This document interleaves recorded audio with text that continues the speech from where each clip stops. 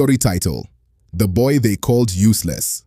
Gather close, children of the sun, and let me tell you a tale from the Red Earth village of Obaule, where the wind carries gossip faster than it carries dust. In that village lived a boy named Chimka, small like a new yam sprout, but with a spirit hot like pepper fresh from the farm. Yet from the day he learned to walk, the villagers stamped a name on him: useless boy. Look at him, skinny like broomstick. This one cannot even carry firewood.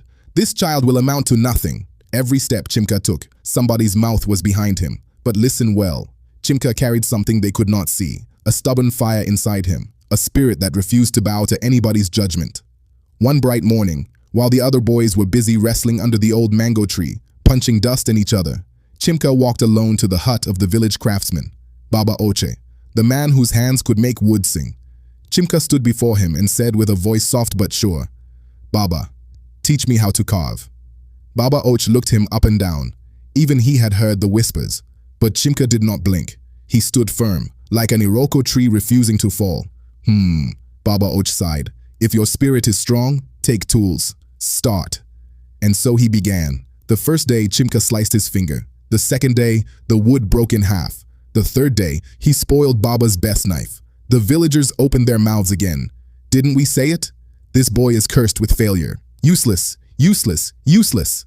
But Chimka kept coming back. Every day, sun or rain, mockery or silence. He showed up, again and again.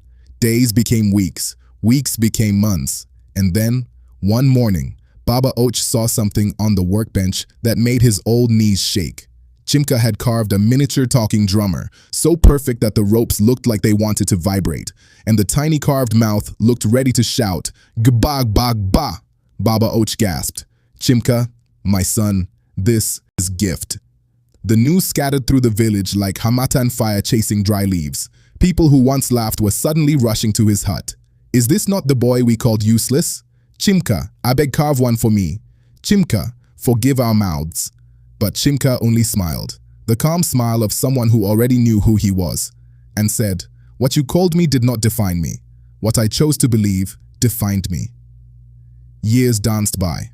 Travelers from far kingdoms came with gold and cowries to buy Chimka's carvings. Chiefs, queens, wealthy traders, they all wanted a piece of Chimka the Great, the boy who refused to swallow the name others forced on him. And whenever someone asked how he rose from mockery to mastery, Chimka would tap his chest and say, "People's words are wind, but your belief in yourself, that one is stone."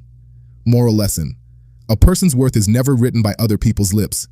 It is written by the steps they take with their own feet.